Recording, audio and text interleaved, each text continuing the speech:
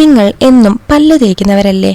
എന്നാൽ പല്ല് തേച്ചതുകൊണ്ട് നിങ്ങളുടെ പല്ല് നിങ്ങൾ ആഗ്രഹിക്കുന്ന രീതിയിൽ വെളുപ്പിക്കാൻ കഴിയുന്നില്ലേ? ഇതിനായി നിങ്ങൾ കാണാറുണ്ടായിരിക്കും പല യൂട്യൂബേഴ്സും വീട്ടിൽ തന്നെ എളുപ്പത്തിൽ പല്ല് വെളുപ്പിക്കാൻ സഹായിക്കുന്ന ടീത്ത് വൈറ്റനിങ് സ്ട്രിപ്സ് പ്രൊമോട്ട് ചെയ്യുന്നത്. ഇത് സത്യത്തിൽ എന്താണ്? ഇത് പല്ലിന് ഡാമേജ് വരുത്തുമോ? ഡെന്റിസ്റ്റ് ഈ ഒരു പ്രോഡക്റ്റ് സജസ്റ്റ് ചെയ്യാറുണ്ടോ? പല്ല് വെളുപ്പിക്കാൻ മറ്റ് എന്ത് മാർഗങ്ങളാണ് നിലവിലുള്ളത് എന്നെല്ലാമുള്ള അറിവുകളാണ് ഇന്നത്തെ വീഡിയോയിലുള്ളത്. വീഡിയോ മുഴുവനായും കാണുമ്പോൾ ഈ കാര്യങ്ങളെക്കുറിച്ചെല്ലാം നിങ്ങൾക്ക് കൃത്യമായ അറിവുകൾ ലഭിക്കുന്നതാണ്. വീഡിയോ ഇഷ്ടമായാൽ ലൈക്ക് ചെയ്യാനും സബ്സ്ക്രൈബ് ചെയ്യാനും മറക്കരുത്. ഞാൻ ഡോക്ടർ സാറ, ഡെന്റൽ സർജനാണ്. Welcome to my channel.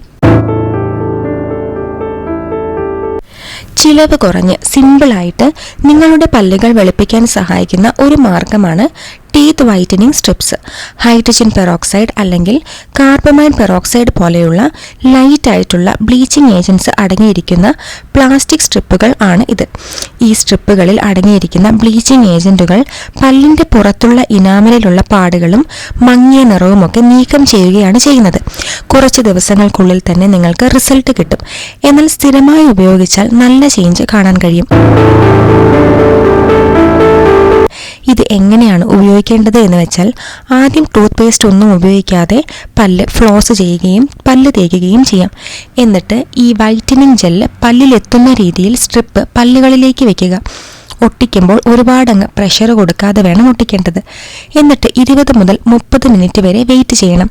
അതിനുശേഷം ഈ സ്ട്രിപ്പ് ചെറുതായി വലിച്ചു മാറ്റുക. എന്നിട്ട് എക്സസ് ആയിട്ട് നിൽക്കുന്ന വൈറ്റനിങ് ജെല്ല് കളയാൻ വായ കഴുകാം. നല്ല റിസൾട്ട് കിട്ടണമെങ്കിൽ 2 ആഴ്ചത്തേക്ക് കണ്ടിന്യൂസ് ആയി ഉപയോഗിക്കേണ്ടി വരും. എന്നാൽ ചില യൂട്യൂബേഴ്സൊക്കെ ഇതിന് വലിയ പ്രൊമോഷനാണ് നൽകുന്നത്. എന്നാൽ സത്യത്തിൽ ഇത് എല്ലാവർക്കും ഉപയോഗിക്കാൻ പറ്റുമോ എന്നറിയണ്ടേ? ഇത്തരത്തിൽ വൈറ്റനിങ് സ്ട്രിപ്സ് ഉപയോഗിക്കുമ്പോൾ ചില കാര്യങ്ങൾ ശ്രദ്ധിക്കേണ്ടതായുണ്ട്. ഇത് ഡെയിലി 1-2 പ്രാവശ്യം മാത്രമേ ഉപയോഗിക്കാൻ പാടുകയുള്ളൂ. ഇത് അരമണിക്കൂറിൽ കൂടുതൽ പല്ലിൽ വെക്കാൻ പാടുള്ളതല്ല. അല്ലെങ്കിൽ പല്ലിന്റെ ഇനാമൽ കുറഞ്ഞു പോകാം. ഇങ്ങനെ നമ്മൾ വൈറ്റനിങ് ചെയ്യുമ്പോൾ കുറച്ച് നാളത്തേക്ക് പല്ലിൽ സെൻസിറ്റിവിറ്റി തോന്നാം. അതുകൊണ്ട് ചിലപ്പോൾ ഡീസെൻസിറ്റൈസിങ് ടൂത്ത് പേസ്റ്റ് ഉപയോഗിക്കേണ്ടതായി വരും. പിന്നെ ഗർഭിണികൾക്കും ഫീഡ് ചെയ്യുന്ന അമ്മമാരും ഡോക്ടറുടെ ഉപദേശം തേടേണ്ടതാണ്. ഈ ടീത്ത് വൈറ്റനിങ് സ്ട്രിപ്സ് വളരെ ഫേമസ് ആയ ഒരു ടീത്ത് വൈറ്റനിങ് മെത്തേഡ് ആണെങ്കിലും ഒരു ഡെന്റിസ്റ്റ് ഇത് അഡ്വൈസ് ചെയ്യുമോ എന്ന് നോക്കാം. ഇത് പല ഘടകങ്ങളെ ആശ്രയിച്ചാണ് ഇരിക്കുന്നത്. അല്പം മങ്ങിയ പല്ലുകൾക്ക് വേണ്ടി ചില ഡെന്റിസ്റ്റുകൾ ഇവ അഡ്വൈസ് ചെയ്യാം. എന്നാൽ പല്ലിന്റെ സിറ്റുവേഷൻ വലുതായിട്ട് മാറ്റേണ്ടവർക്കും ഇരുണ്ട ഡീപ്പ് സ്റ്റെയിൻ ഉള്ളവർക്കുമൊക്കെ ഡെന്റിസ്റ്റ് പ്രൊഫഷണൽ വൈറ്റനിങ് ട്രീറ്റ്മെന്റ് ആണ് നിർദ്ദേശിക്കുന്നത്. അതുകൊണ്ട് ഇത് ലൈറ്റ് ആയിട്ടുള്ള പാടുകൾക്ക് വേണ്ടി ഓവർ ദ കൗണ്ടർ എന്ന രീതിയിൽ ഉപയോഗിക്കാം. പക്ഷെ ഡെന്റിസ്റ്റ് നിങ്ങളുടെ പല്ലിന്റെ ആരോഗ്യം പരിശോധിച്ചതിന് ശേഷം മാത്രം അതിനുള്ള അഡ്വൈസ് നൽകുന്നതാണ്. വീട്ടിൽ തന്നെ ഈ സ്ട്രിപ്പ് ഉപയോഗിക്കുമ്പോൾ ചില മുന്നറിയിപ്പുകൾ അറിയണം. ഒന്ന്, പല്ല് പൊളിപ്പാണ്. മറ്റൊന്ന്, ഈ വൈറ്റനിങ് സ്ട്രിപ്സ് ഓരോ പല്ലിലും ഒരേപോലെ പ്രഷർ നൽകാത്തതുകൊണ്ട് എല്ലാ ഭാഗത്തും ഒരുപോലെ വൈറ്റനിങ് ആകണം എന്നില്ല. ഇത് കൃത്യമായി ഉപയോഗിക്കാത്തത് കൊണ്ടും പല്ലുകളുടെ ഷേപ്പിലുള്ള വ്യത്യാസം മൂലവും സംഭവിക്കാം. ഇതുകൊണ്ടാണ് പല ഡെന്റിസ്റ്റും പ്രൊഫഷണൽ വൈറ്റനിങ് ട്രീറ്റ്മെന്റ് അഡ്വൈസ് ചെയ്യുന്നത്.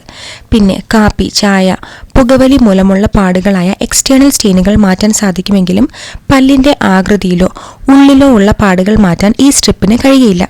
ഇങ്ങനെയുള്ള കേസുകളിൽ പ്രൊഫഷണൽ വൈറ്റനിങ് അല്ലെങ്കിൽ വെനിയറുകളാണ് പറയാറുള്ളത്. പിന്നെ ഈ സ്ട്രിപ്സ് കുറേ നാൾ ഉപയോഗിച്ചാൽ ഇനാമൽ നന്നായി കുറഞ്ഞു പോവുകയും പല്ല് വീക്കായി പല്ലിൽ കേട്, പല്ല് പൊഴിഞ്ഞു പോവുകയൊക്കെ ചെയ്യാനിടയുണ്ട്. നിങ്ങളുടെ പല്ല് വെളുപ്പിക്കാൻ ഒരുപാട് മാർഗങ്ങളുണ്ട്. ഒന്ന്, പ്രൊഫഷണലായി ഒരു ഡെന്റിസ്റ്റിന്റെ അടുത്ത് പോയി ചെയ്യുന്ന വൈറ്റനിങ് ആണ്. പിന്നെ ബേക്കിംഗ് സോഡ, ചാർക്കോൾ ഒക്കെ പോലെ നാച്ചുറൽ റെമഡീസ് ഉണ്ട്. പക്ഷേ ഇത് പലപ്പോഴും ഗുണത്തെക്കാളേറെ പല്ലിന് ദോഷം വരുത്തുന്നതായി കണ്ടുവരാറുള്ളത് കൊണ്ട് പേഴ്സണലി ഈ ഒരു മെത്തേഡ് സജസ്റ്റ് ചെയ്യാനാകില്ല. പിന്നെ വൈറ്റനിങ് ടൂത്ത് പേസ്റ്റ് ആണ്. ഇതും വളരെ ചെറിയ രീതിയിൽ റിസൾട്ട് തരുമെങ്കിലും ഇവയിൽ അടങ്ങിയിട്ടുള്ള ഇൻഗ്രീഡിയൻസും അതിന്റെ അളവുകളും കൃത്യമായി മനസ്സിലാക്കിയിട്ട് വേണം വാങ്ങാനും ഉപയോഗിക്കാനും.